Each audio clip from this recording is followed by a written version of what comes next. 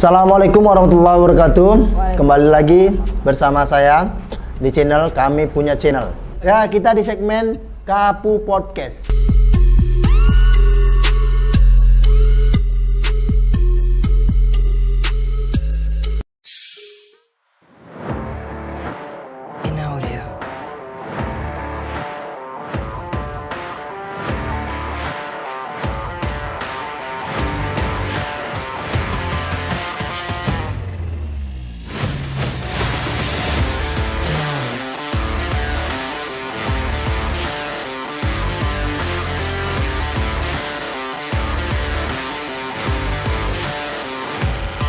Hari ini kita kedatangan tamu untuk yang kedua kalinya bersama Apoteker Eva Sartika Dasopan.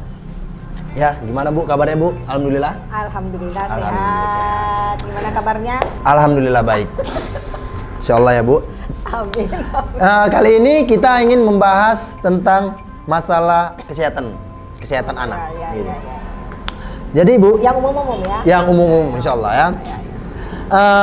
Penyebab bahas apa ini sekarang? Bahas anak. Anak.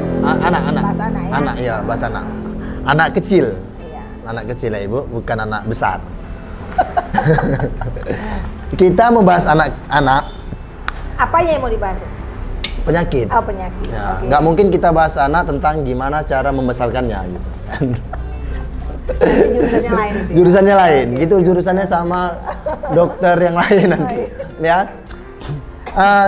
Ini Bu, ada banyak masalah tentang anak. Salah satunya tentang demam. Iya. Maksud kita gitu kan, penyebab demam. Apa penyebab insidennya demam anak? Demam. Jadi sebenarnya awalnya kan kita harus tahu demam itu apa, gitu kan? Ya, Kan? demam itu apa ya? Jadi kan mungkin teman-teman nanti di sana yang bisa dengar podcast ini kan tahu tuh. Nah, suhu tubuh normal dulu berapa? Iya. Ya kan? Enggak, Bu, demam ini bukannya panas doang, dingin bisa dibilang demam. Enggak dong, maksudnya itu ada hipotermia namanya kalau yang Hipotermia. dingin tadi. Tapi kan kita cerita demam. Nah, bukan suhu tubuh yang dingin, bukan. Oh, enggak, maksudnya demam ini suhu tubuhnya panas kah? Iya, panas. Panas. Iya. Ya. Jadi kalau misalnya suhu tubuh normalnya itu kan 36 sampai dengan 37. Itu suhu tubuh normal. Oh iya, 36 sampai normalnya. 37, Ya. ya. Nah, yang dikatakan demam itu apabila suhu tubuhnya itu 38 ke atas, 38 derajat Celcius ke atas. Itu yang dikatakan demam. Demam. Oh, itu Iya, dikatakan lebih demam. daripada 38 derajat Celcius itu dikatakan demam. Oh iya. Jadi kita berangkat dari situ dulu kan, biar teman-teman nanti di sana juga tahu yang dikatakan demam itu apa. Tapi kita berangkat dulu lagi nih dari penyebab daripada si demam tadi. Nah, demam itu bisa disebabkan karena infeksi. Hah? Ya, infeksi. Demam bisa infeksi? Demam itu disebabkan karena infeksi. Oh iya. Nah, jadi kalau ibaratnya kecucuk jarum gitu kan. Ya kalau jarumnya banyak. Kalau jarumnya maksudnya jarumnya tuh bekaran, paku gitu. Iya, Jarumnya banyak bukan infeksi, mati. Ibu ini kadang-kadang ya, insyaallah. Ya. Jadi seperti itu pertama penyebab infeksi. Nah, tadi kan berhubungan dengan apa tadi? Makan konsumsi es krim. Ya, es krim. Ya, alergi dengan dingin. Ada alergi dengan dingin? Ada alergi dengan dingin atau alergi dengan sesuatu bahan yang ada di es krim tadi sehingga menyebabkan radang pada amandelnya. Kan jadinya gitu. kan peradangan kan bisa Iya. menimbulkan itu salah satunya adalah demam. Kemudian yang kedua adalah contoh misalnya, Mas sudah punya anak kan? Alhamdulillah ya, sudah. Udah ya, dari satu istri ya. Ya, satu istri, belum dua, belum tiga. Ya, Nah, jangan mancing-mancing lah, iya. Bu. Jadi kan anak ini kan imunisasi kan? Iya. Imunisasi kan anaknya kan? Insya Allah imunisasi. Jadi kadang-kadang bukan kadang-kadang, ada beberapa imunisasi yang bisa menyebabkan peningkatan suhu badan pada anak. Gitu. Jadi imunisasi seperti DPT itu bisa menyebabkan demam pada anak setelah diimunisasi. Imunisasi ini kan pertahanan ya, dibilang Iya, pertahanan sistem tubuh pertahanan tubuh. Apa namanya? Imunisasi ini terbuat dari apa? Dari ada virus yang dilemahkan atau ada virus yang dimatikan.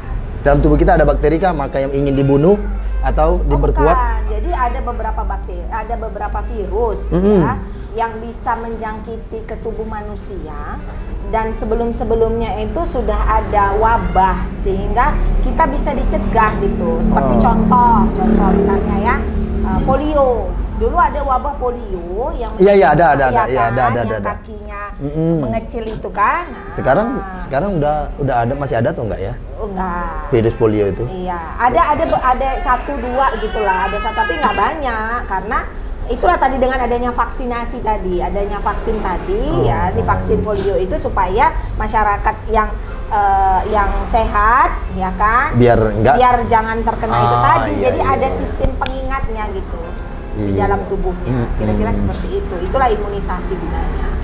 Nah, aktifnya seorang anak gitu kan. Terkadang anak kita, misalkan anak kita gitu kan, yang saya lihat ada anak yang dia punya penyakit, contoh demam gitu, tetap aktif gitu. Contoh anak saya tetap aktif gitu kan. Itu gimana Bu? Maksudnya menjelaskannya bahwasanya dia tetap aktif tapi dia demam gitu. Dia punya sakit gitu. Memang itu kan ada karakter anak-anak ya masing-masing. Karakter anak-anak itu kan karakter. Karakter anak ini kan memang ada yang aktif, ada yang lebih diam gitu. Tapi intinya kalau anak demam itu harus minumnya yang banyak, itu intinya. Iya, selama dia masih mau minum, selama air dia putih. Masih mau makan, iya. Tapi sebenarnya nggak air putih juga, tapi artinya itu air yang lebih bagus memang air putih. Tapi intake airnya harus banyak gitu. Saya kan punya anak susunya ini gitu kan. Pas demam dia nggak cocok dengan susu ini gitu. Itu ngaruh nggak? Bahwa nanti dokter nyaranin jangan pakai susu ini dulu gitu. Ngaruh nggak? Tapi biasanya ada penyebab yang lain, misalnya contoh diare. Diare dia mencret kan gitu. Ya, diare, mencret, jadi ada infeksi sehingga susunya harus diganti, mungkin yang rendah dengan laktosa, mungkin supaya untuk menghindari diare itu menjadi berkepanjangan. Tapi intinya kan tetap ada infeksi sebenarnya. Gitu. Jadi bukan produk susunya yang bisa menyembuhkan si demamnya tadi, bukan. Oh gitu. Bukan biasanya karena produk ada faktor susu. penyebabnya yang lain. Karena kan memang susu ini ya, Kedan ya, susu ini memang konsumsi anak setiap hari ya, Bu ya.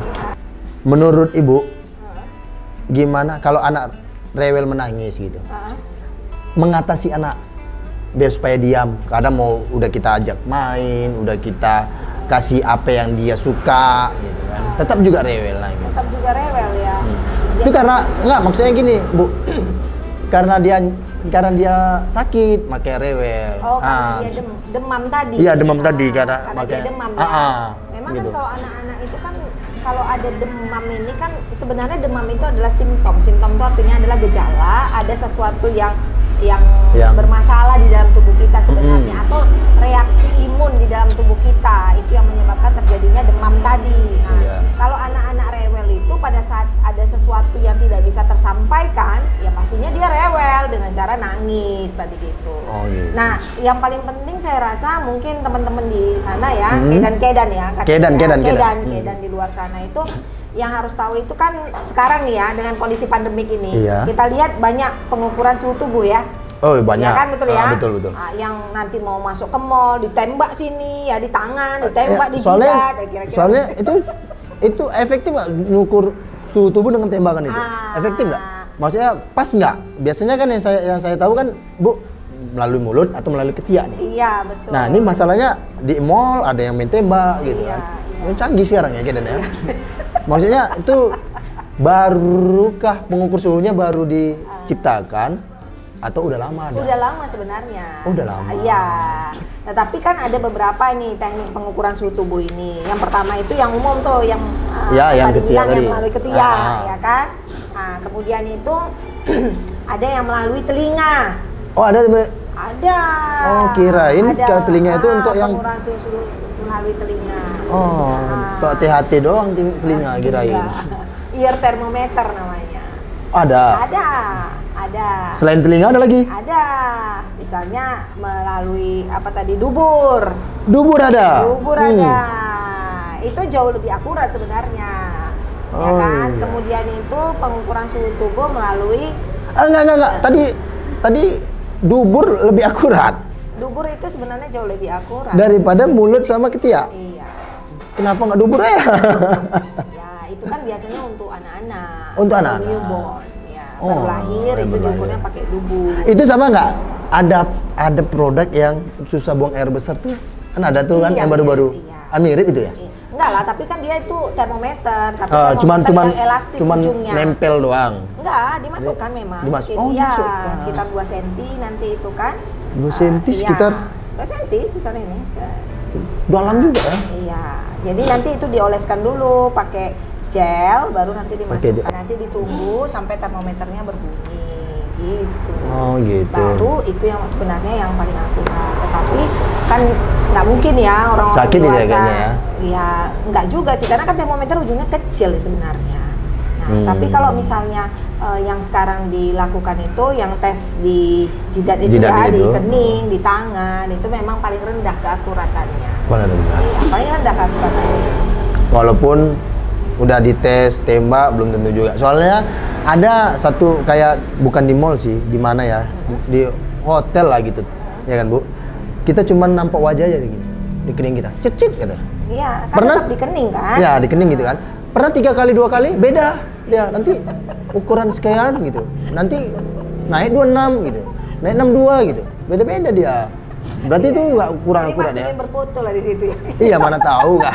Mana tahu ada ya kan. Nah. Soalnya terakhir jadi artis loh. Ah, iya, iya. Iya. Ibu tinggal minta tanda tangan ya.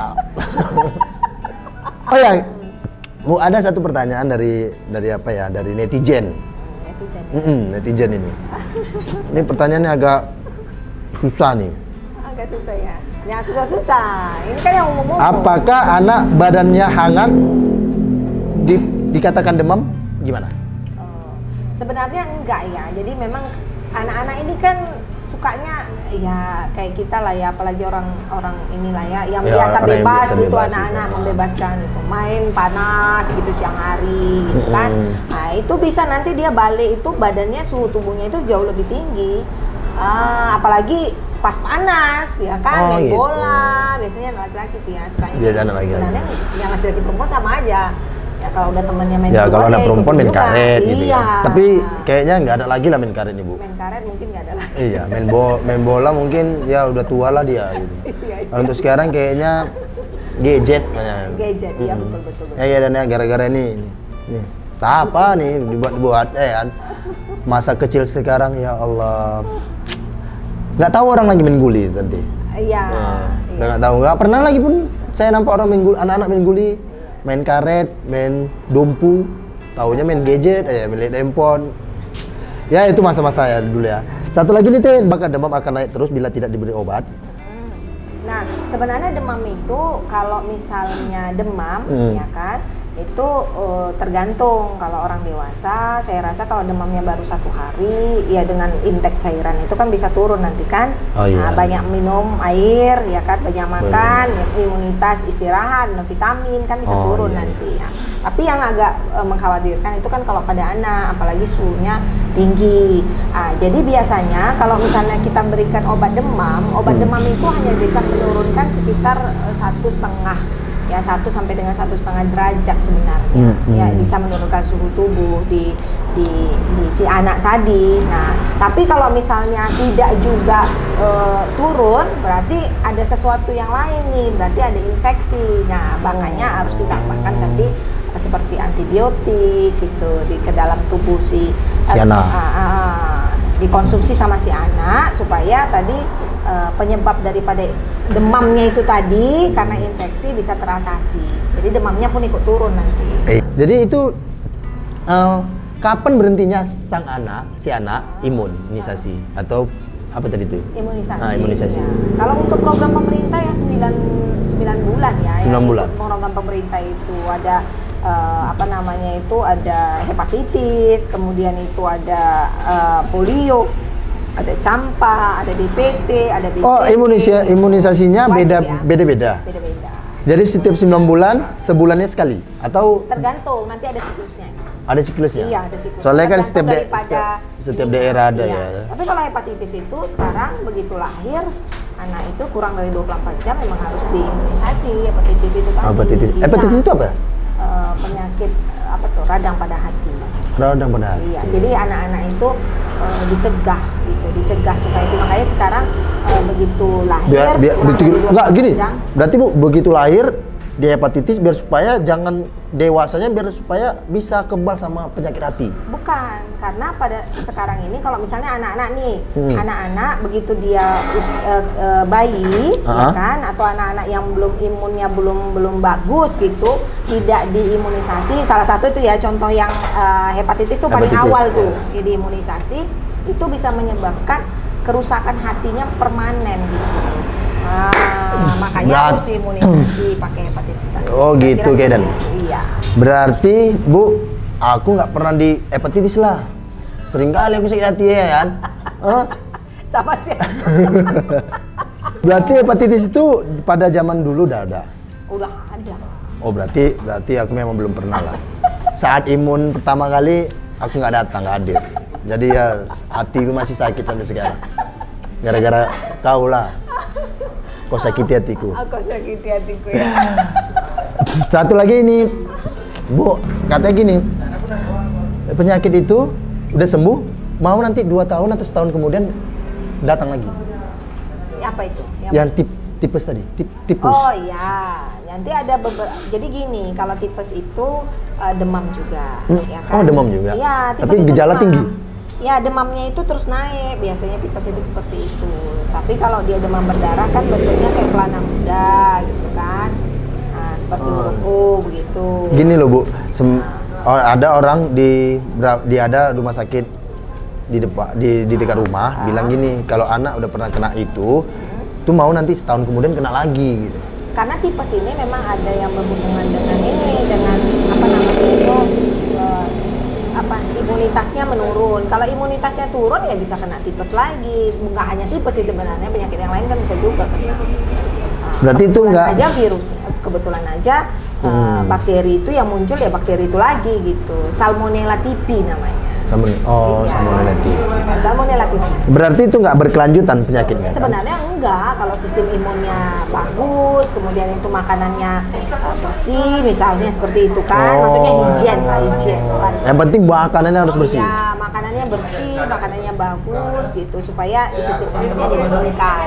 Oh, soalnya ada satu pasien bilang anak saya udah 3 kali kena gejala ini, penyakit ini gitu. Udah 3 kali masuk rumah sakit. Katanya penyakit ini akan datang setiap setahun sekali. Oh, siapa yang bilang itu? Pasien. Oh, pasien. Nah, pasien. Soalnya dia udah kayak rutin gitu. Anaknya masuk rumah sakit. Gitu. Kalau nggak masuk, absen jadi ya. Gitu. Nggak hadir gitu. Nggak hadir.